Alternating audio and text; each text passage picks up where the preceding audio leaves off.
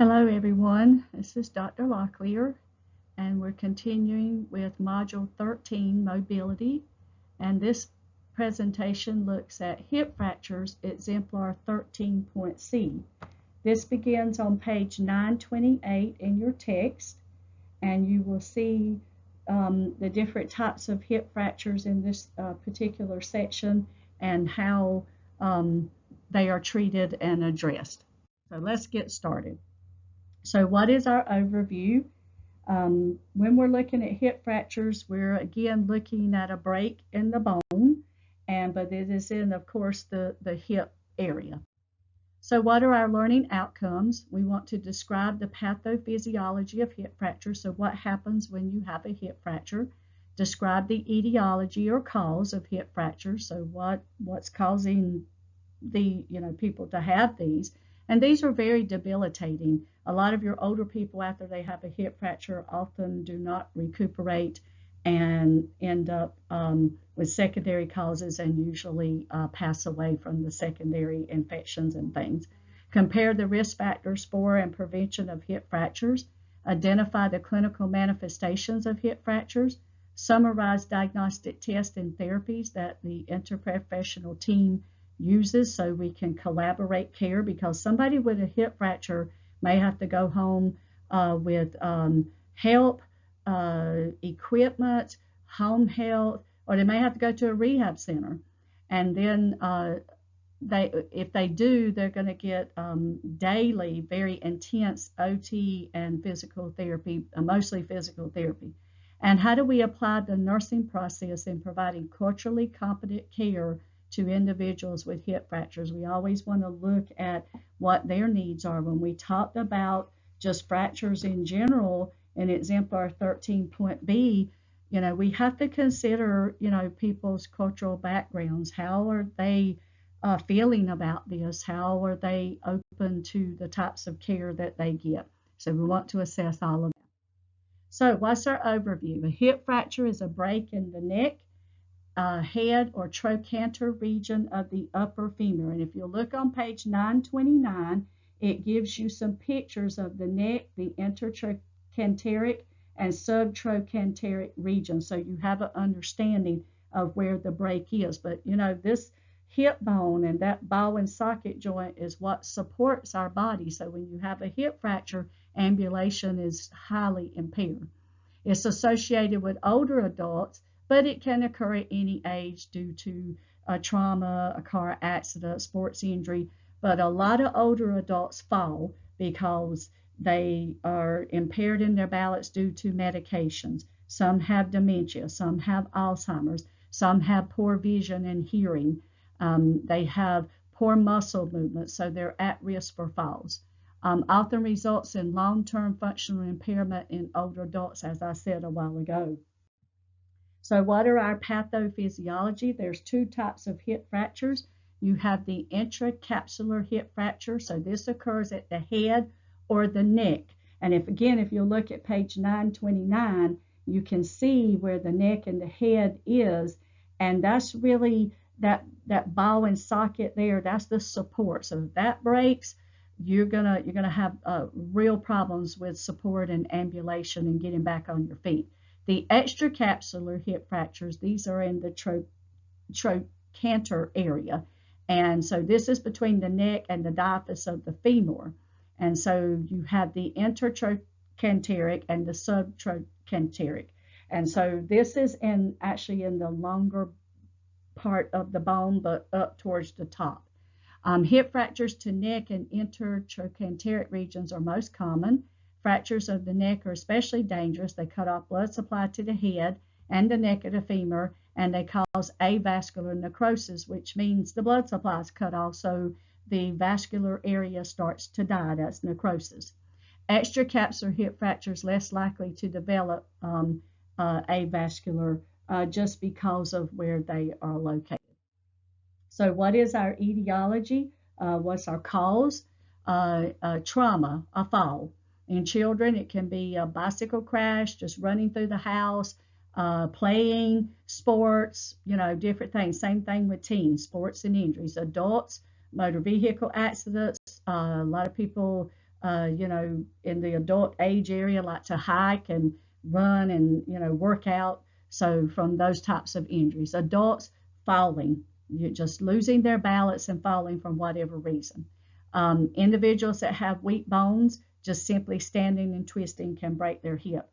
Years ago, my mother broke her hip because the heel of her shoe broke off and she fell down the doorsteps and fell right on the cement and broke her hip at age 57. So an injury, and it couldn't have been helped. Our risk factors: old age, osteoporosis, because we know that osteoporosis occurs when new bone is not formed as quickly as the old bone is removed. And so the bones are brittle and less dense. And you see this a lot in menopausal women as well. Other risk factors: chronic medical conditions, and some of these are fragile bones, endocrine disorders, intestinal disorders, certain medications, uh, things like HIV, immunocompromised situations, cancer, bone cancer. Medications that weaken or cause dizziness, medications that weaken bones, some of your immunosuppressive drugs and your steroids, and then lots of drugs can cause dizziness, pain medicines, blood pressure medicines, um, uh, heart medications, anything that you're taking, you need to know the side effects of it. Nutritional problems, lack of intake of, again, as I said in the last lecture, vitamin D and phosphorus and those types of things. Physical inactivity. The more we're up and moving around, it strengthens our bones. Weight-bearing exercises are very good for our bones. And then use of tobacco and alcohol, because we know that tobacco causes vasoconstriction and alcohol affects absorption of nutrients, because a lot of times when you're drinking, you're not eating. Prevention. So what do we want to do? Performing weight-bearing exercises, and it gives a little bit of that in the book. Exercise daily. Assess your ability to get out and walk. You don't need to do anything strenuous, but just getting out walking several times a week. Assess the home for hazards, rugs, clutter, anything that poor lighting. Education about medications. I just talked about that. Annual visual exams. Get your eyes checked. Maybe your vision is poor. Exercise and a healthy diet. We want to get a good intake of calcium and vitamin D. And we want to look at, is the body, you can be eating calcium enriched foods and vitamin D, but is your body absorbing it? That does happen sometimes with people with absorption issues. And then we want to do a mobility assessment. How do the elderly ambulate? Are they shuffled gait? Are they bent over? Is one leg weaker than the other? Is this a stroke patient? Different things like that. Clinical manifestations. So what you're looking at is severe pain in the hip, upper thigh, groin, lower back. You may be able to move, stand, or walk. And the pain is severe. I mean, the patient, when they fall, they cannot get up. They're not able to move that leg. They can't get themselves up. They're stiff. It's broken. So every time they try to move, there's pain. Bruising and swelling, and the bone may come through the hip area there. Because they result from trauma, then you may have other injuries. If I fall, I may not just have broken my hip. I may have broken, something else. So you need to do a very thorough head-to-toe assessment. I want you to look on page 930, Patient Teaching, Calling for Help After a Fall. And it gives several bullet points here, such as turn on your stomach and crawl to a phone, try to get to the stairway and get yourself up. The biggest thing here is to call for help. And also on page 930, it talks about clinical manifestations and therapies for the intracapsular hip fracture and extracapsular hip fracture. Make sure you read over that as well. Okay.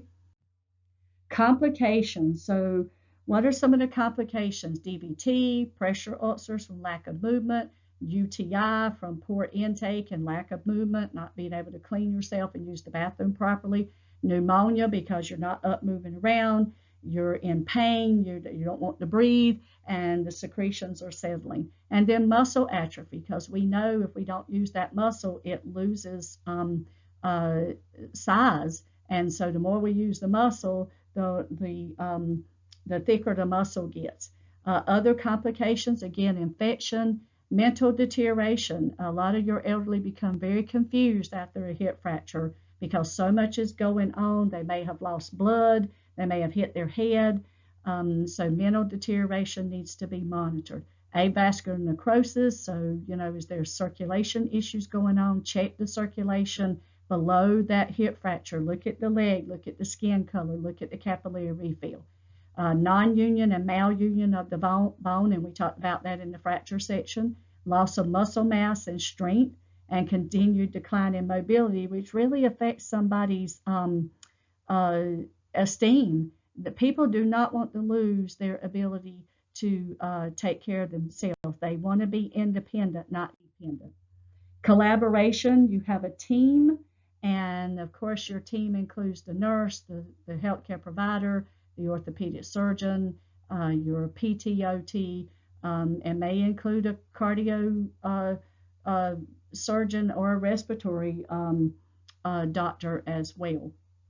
And of course, social services and case management to help with needs when you go home or if you have to go to rehab. Diagnostic test, again, x-rays, CT, and MRI to locate the exact spot. Surgery, and your book talks about the different types of surgeries, and this is listed on page 933, and it goes through, depending on the area of the fracture, depends on what type of surgery you get. So you may just get pins, which is an internal fixation, you may get screws, or you may get a partial or total hip replacement due to the damage.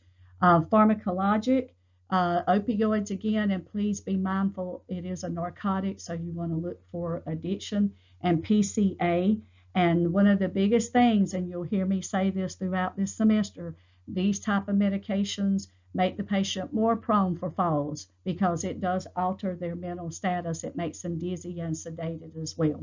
Antibiotics, again, assess for allergies. Anticoagulants to prevent DVT, so we're going to be looking at PT and INR blood studies.